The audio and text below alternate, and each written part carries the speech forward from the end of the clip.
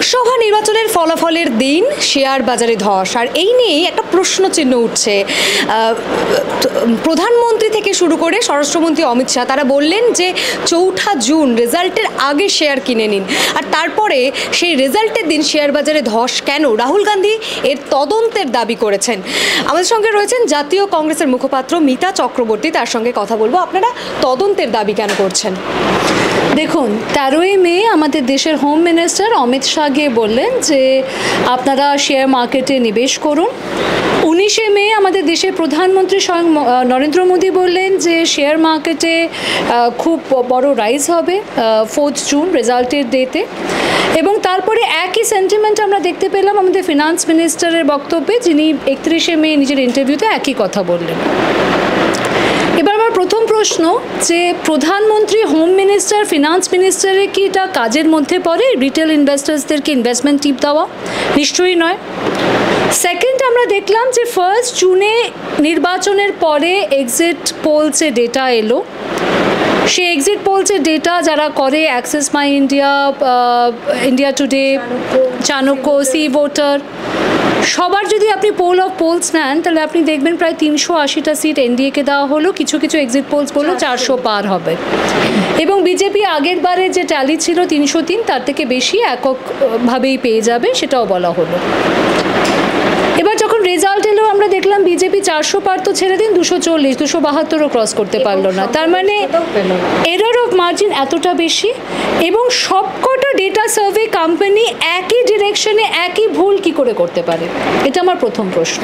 বলছেন শেয়ার বাজারের ধসের সঙ্গে এক্সিট পোলের রেজাল্টটাও সম্পর্কযুক্ত। একটা কথা তথ্য জাস্ট বলে নিই, যখন এই এক্সিট পোলের ডেটাটা বেরোলো যেটা সম্পূর্ণভাবে মিসলিডিং এবং তাতে সম্পূর্ণভাবে ভুল তথ্য দেওয়া হলো, তার পরের দিন ছিল রবিবার এবং সোমবার দিন আমরা দেখলাম শেয়ার মার্কেটে 11 লক্ষ কোটি টাকার উপরে আপরাইজ হলো। এবং আপনি যদি আদানি শেয়ার ভ্যালু দেখেন, মার্কেট ভ্যালু দেখেন, সেটা প্রায় আমার কাছে লেখা আছে 12.8%, তার মার্কেট ভ্যালু ইনক্রিজ করলো। আম্বানি শেয়ার ভ্যালুর মার্কেট ভ্যালু 5.6% ইনক্রিজ করলো। এবং পরবর্তী দিনে 4 তারিখে সেই শেয়ার ভ্যালুগুলো ড্রপ করলো। এবং শুধু ড্রপ করলো না, আপনি যদি টোটাল মার্কেট ভ্যালু নেন, যে কোন মার্কেট ভ্যালুতে শেয়ার মার্কেট শুরু করেছিল এবং কোথায় ক্লোজ করেছে, আপনি দেখবেন 30 লক্ষ কোটি টাকার লোকসান হলো সাধারণ ইনভেস্টার্সের। তাহলে এই লসের জন্যে, এই ধসের জন্যে কে দায়ী? সেবি কি ইনভেস্টিগেট করতে পারে না যে কারা এই বিজনেস হাউসেস বা কারা সেই ট্রেডার্স যারা 3rd-এ শেয়ার্স বিক্রি করেছে একটা হায়ার প্রাইস, আর 4th-এ সেই একই শেয়ার্স কিনেছে একটা much lower price? Insider trading আমাদের দেশে ইললিগাল, বেআইনি। তাহলে ইনসাইডার ট্রেডিং এখানে হচ্ছে না।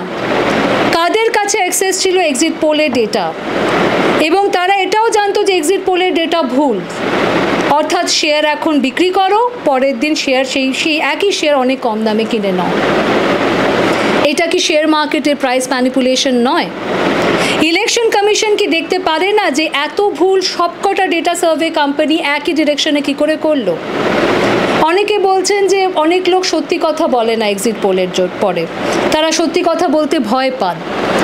এবার আমার বক্তব্য হচ্ছে 543 কনস্টিটুয়েন্সিস পুরো দেশে, সমস্ত রাজ্যে, সমস্ত জায়গায় এক ভুল হলো, আর একই ডিরেকশনে ভুল হলো। ডিরেকশনটা তো দুদিকে যেতে পারতো, তাই না? তাহলে এটা তদন্ত কে করবে? ইলেকশন কমিশন কি রেগুলেট করতে পারে না এক্সিট পোলসের? বিনা রেগুলেশনে এত বড় কোম্পানিজগুলো কিভাবে সার্ভাইভ করছে?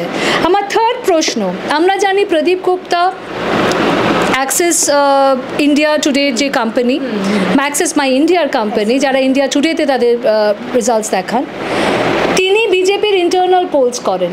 বিজেপি তার নাম্বার 1 ক্লায়েন্ট। এটা কি তাকে ডিসক্লোজ করা উচিত ছিল না যে এই যারা ডেটা কোম্পানিজরা সার্ভিস করছেন তাদের ফান্ডার্স কারা, তাদের ক্লায়েন্টস কারা? এই ডিসক্লোজারটা কোথায় আসবে? আপনি যখন বিনিয়োগ করতে যাচ্ছেন শেয়ার মার্কেটে, আপনার সম্পূর্ণ অধিকার আছে একটা ইনফর্ম ডিসিশন নেওয়ার। এই যে 5 কোটি ভারতীয়রা এবং তাদের পরিবাররা আজকে যে লসের সামনে তাদের সম্মুখীন হতে হলো, এটা তো একটা ম্যানিপুলেটেড আর্টিফিশিয়াল লস। সম্পূর্ণ শেয়ার মার্কেটকে ম্যানিপুলেট করা হলো এবং চোখের সামনে এত বড় ম্যানিপুলেশন হলো, কিন্তু এই এক্সিট পোলস্টার্স, মিডিয়া হাউসেস এবং এই বিজনেস হাউসেস এবং পলিটিক্যাল লিডার্স যারা কিনা আগ বাড়িয়ে বলেছে যে শেয়ার মার্কেটে বিনিয়োগ করো, কিছু চিন্তা করো না, এদের মধ্যে যে কি নেক্সাস আছে সেই নেক্সাসটাকে ইনভেস্টিগেট করার জন্যে জাতীয় কংগ্রেস জেপিসি ডিমান্ড করছে। সেক্ষেত্রে যেমন এক্সিট পোল এর সঙ্গে সম্পর্কযুক্ত কিনা, যেমন আমি প্রশ্নটা তুললাম, তার সঙ্গে এক্সিট পোলের তদন্তরও কি আপনারা দাবি করবেন? আপনারা তো বলছেন এই শেয়ার বাজারে কেন ধসটা নামলো সেটার তদন্তের দাবি করবে, তাহলে এক্সিট পোলটার অবভিয়াসলি করব, কারণ এটা তো একটা নেক্সাস। এক্সিট পোলস্টার্সটা হচ্ছে ট্রিগার, মার্কেট তো রিয়্যাক্ট করেছে, রাইট? কিন্তু রিজনটা কি? এক্সিট পোলস্টার্স, বিজেপির ইন্টারনাল সার্ভে এবং আইবি রিপোর্টস বলে যে বিজেপি 220টা আসনে জয়লাভ করতে চলেছে, 220 থেকে 230। বিজেপি আলটিমেটলি পায় 240। বিজেপি ভালো করে জানতো যে তারা 272 ক্রস করতে চলছে না, এবং তারা জানতো তারা 400 পার তো একটা জুমলাবাজি ছিল, তা সত্ত্বেও তারা একই কথা বারবার বলে গেছে। তাহলে বিজেপি পলিটিক্যাল লিডারশিপ বা পলিটিক্যাল লিডার্স, তাদের সাথে এই ইনভেস্টার্স, তার মধ্যে ফরেন ইনভেস্টার্স রয়েছে, তাদের কি নেক্সাস রয়েছে, এবং তাদের সাথে এক্সিট পোলস্টার্সের কি নেক্সাস রয়েছে, এটা সম্বন্ধে একটা সম্পূর্ণ ট্রান্সপারেন্ট প্রোব হওয়া উচিত। যখন সাধারণ মানুষের এত টাকার লোকসান হয়েছে, তখন as a principal opposition party, বিরোধী দল হিসেবে আমরা এই জেপিসির দাবি রাখছি।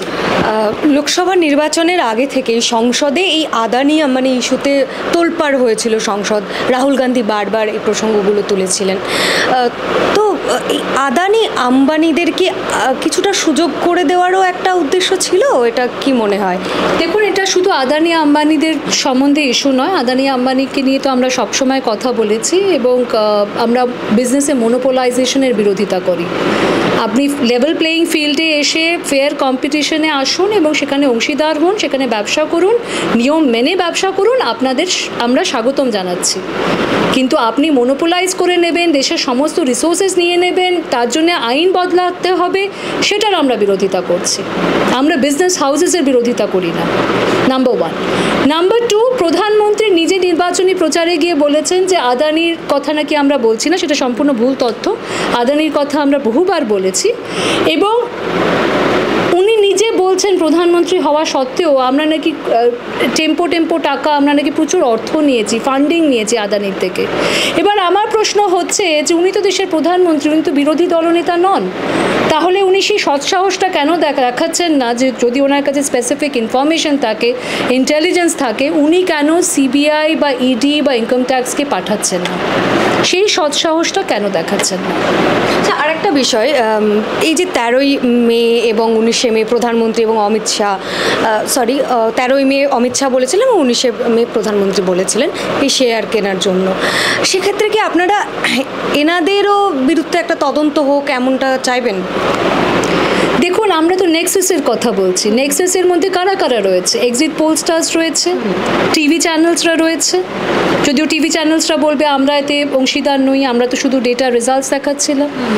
এর মধ্যে বিজনেস হাউসেস বা ইনভেস্টার্সরা রয়েছে, এর মধ্যে বিজেপির পলিটিক্যাল লিডারশিপ রয়েছে। কারণ দেশের প্রধানমন্ত্রী বা ফিনান্স মিনিস্টার বা হোম মিনিস্টারের কাজের মধ্যে পড়ে না যে তারা ইনভেস্টার্সদেরকে ইনভেস্টমেন্ট টিপ দিতে পারে। তো এটা তো নিশ্চিত, এবং ব্যাপারটা শুধু এই স্ক্যামের নয়, মানে স্টক মার্কেটে তো একটা বিভৎস বড় লেভেলের স্ক্যাম হয়েছে।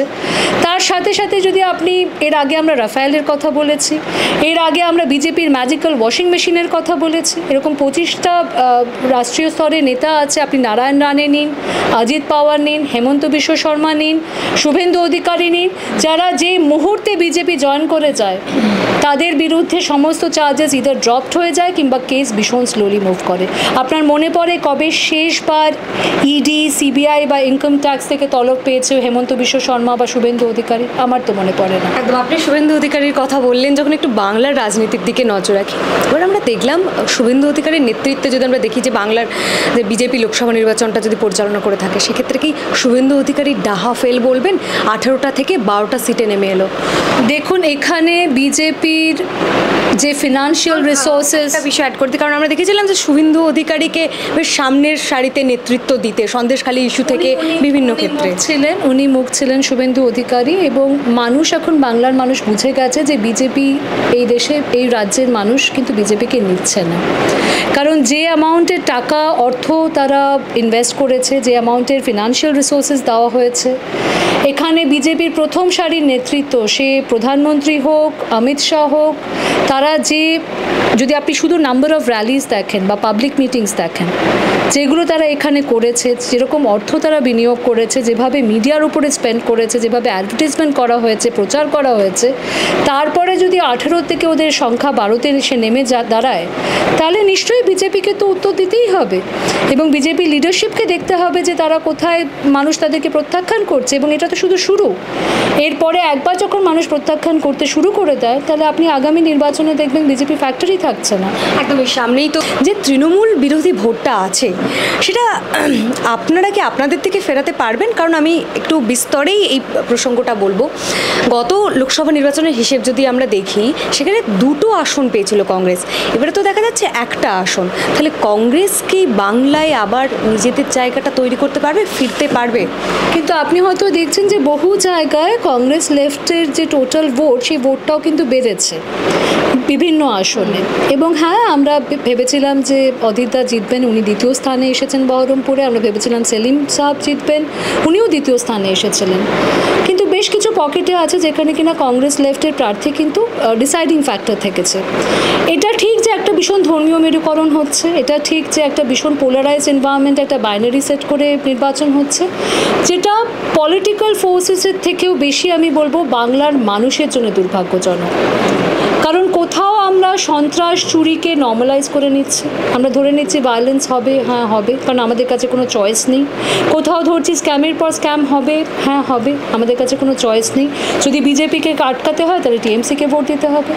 আর কোনো মানুষ ভাবছে যদি টিএমসিকে সরাতে হয় তাহলে বিজেপির মতো হয়তো যারা হয়তো ধর্মীয় ভেদাভেদে বিশ্বাসও করে না, তারাও বিজেপিকে ভোট দিচ্ছে, কারণ তাদের কাছে সেটাই একমাত্র উপায়। তো কোথাও হয়তো এই টুপি তিলকের রাজনীতির মধ্যে আমরা মানুষের দৈনন্দিন ইস্যুস নিয়ে, যে আমরা শিল্প কীভাবে নিয়ে আসবো, রোজগার কীভাবে নিয়ে আসবো, যেমন আমরা আমাদের ম্যানিফেস্টোতে বলেছিলাম নতুন রোজগার কীভাবে আসবে, আমরা স্টার্ট আপ ফান্ডিং কীভাবে করব, আমরা নতুন ব্যবসায়ীদের কীভাবে লোন দেব, ছোট এবং মধ্যম বর্গের, আপনারা জানেন হয়তো 12 লাখ এসএমই সেক্টরসে ব্যবসা বন্ধ হয়ে গেছে গত কয়েক বছরে বিজেপির একটা ভুল অর্থনৈতিক নীতির জন্যে। আমরা এসএমই সেক্টরসের জন্য কীভাবে কম ইন্টারেস্টে লোন দিতে পারবো, আমরা স্কিলস কীভাবে ডেভেলপ করব। আমরা কোথাও মানুষের শিক্ষা, স্বাস্থ্য, রোজগার, বিনিয়োগ, শিল্প এটা নিয়ে কথা বলছি না, মানুষের পরিষেবা নিয়ে কথা বলছি না, স্বচ্ছ রাজনীতি নিয়ে কথা বলছি না, দুর্নীতি সন্ত্রাস মুক্ত রাজনীতি নিয়ে কথা বলছি না। আমরা শুধু কথা বলছি টুপি তিলকের রাজনীতি, অর্থাৎ যদি আপনারা ইদার এই সাইডে রয়েছেন বা ওই সাইডে রয়েছেন, এবং বাকি জিনিস আপনারা করুন, ইগনোর করুন। বাংলায় অনেকটা ধর্মীয় মেরুকরণে ভোট হয়েছে, এটা আপনি বলছেন। কিন্তু সেক্ষেত্রে মিতা ম্যাডাম আরেকটা বিষয় তো দেখতে হবে, যেখানে আমরা জানতাম যে বাংলায় কংগ্রেস মানেই অধীর চৌধুরী, অধীর গড় বলা হতো বহরমপুর মুর্শিদাবাদকে, সেখানে সেই 5 বারের সাংসদ অধীর চৌধুরী হেরে গেলেন। মানুষ, বাংলার মানুষ অন্ততপক্ষে কংগ্রেসের উপর আর কীভাবে ভরসা করবে? অধীর চৌধুরীই তো হেরে গেলেন। হেরে গেছেন, হারিয়ে যাননি। আমার স্থির বিশ্বাস যে উনি বহরমপুরেই থাকবেন, বহরমপুরের মানুষের জন্যই কাজ করবেন, বহরমপুরের মানুষের ইস্যুস নিয়েই কাজ করবেন, নাম্বার 1। নাম্বার 2, পলিটিক্যাল ভ্যাকিউম বলে কিছু জিনিস থাকে না। পলিটিক্যাল ভ্যাকিউম সবসময় ফিল্ড আপ হয়ে যায়।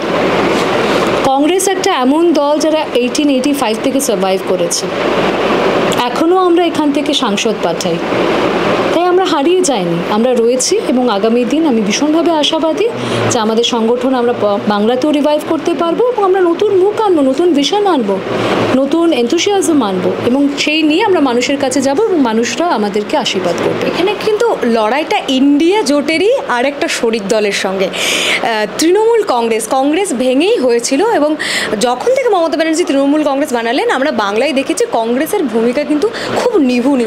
সেরকমভাবে অধীর চৌধুরী ছাড়া কংগ্রেসের ভূমিকা আমরা বাংলায় সেভাবে দেখিনি, সে অর্থে দেখিনি। সেক্ষেত্রে আপনাদের স্ট্র্যাটেজি কী হবে 26-এর নির্বাচনের ক্ষেত্রে? দেখুন, এক্ষুনি তো আমাদের 24-এর নির্বাচন সম্পন্ন জানানো হলো, এখনও আমরা ডেটা অ্যানালিসিস করছি। এআইসিসি অনেক রকমের রিপোর্টস চেয়েছেন এবং আমরা সেই রিপোর্টটাকে পাঠাচ্ছি, এবং আগামী দিন আমরা বুঝতে পারবো আমরা কোন দিকে যাব, কোন ডিরেকশনে মুভ করবো। সেটা আমার পক্ষে এক্ষুনি বলা সম্ভব নয়, তবে আমি ভীষণভাবে আশাবাদী যে কংগ্রেস নিজের সংগঠনকে মজবুত করতে পারবে এবং আগামী দিনে বাংলাতে এবং পুরো জাতীয় স্তরে বিভিন্ন রাজ্যে, কারণ আমি এআইসিসি স্পোক্স পার্সন, তাই যে আমি জাতীয় রাজনীতির কথাটাও বলি, বিভিন্ন রাজ্যে এবং সামনে যে দুটো নির্বাচন আসছে মহারাষ্ট্র এবং হরিয়ানাতে, আমরা ভীষণভাবে আশাবাদী যে ওখানে কংগ্রেসের সরকার আসবে। রাজ্যের ক্ষেত্রে 26-এর নির্বাচন সামনে, তো আমরা দেখেছিলাম 24-এর লোকসভা নির্বাচনেও বামের সঙ্গে জোট বেঁধে লড়াই করেছে রাজ্যে কংগ্রেস। তো 26-এর নির্বাচনের ক্ষেত্রেও কি জোট বেঁধে লড়াই করবে কংগ্রেস, নাকি একলা চলর ডাক নেবে? আমাদের ঠিক জোট হয়নি, আমাদের সিট অ্যাডজাস্টমেন্ট হয়েছিল, ঠিক আছে।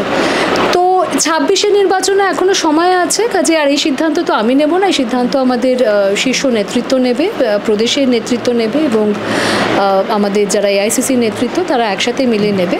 এবং আমরা দেখবো, এখন তো আমরা জাস্ট ডেটা অ্যানালাইজ করছি, আমরা দেখছি কোন ডিরেকশনে যাব এবং তারপরে জোটের সিদ্ধান্ত নেওয়া হবে। অসংখ্য ধন্যবাদ ম্যাডাম।